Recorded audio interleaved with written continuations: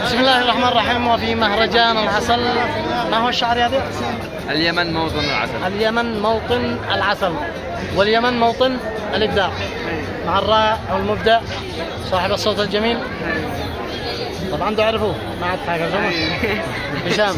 أنا أفضل قلبهم اليمني، تواجدوا المبدعين والرائعين.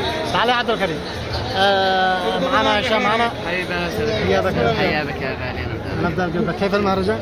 حلو والله. حلو. أنا أفضل قلبك. هل أنا مقطع؟ أغني لك البن ولا أغني عراقية؟ ذكرتك والسما مغيمة وعليك الروح محتارة،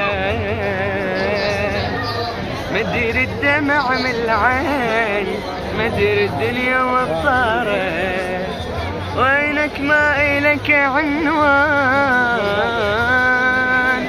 وينك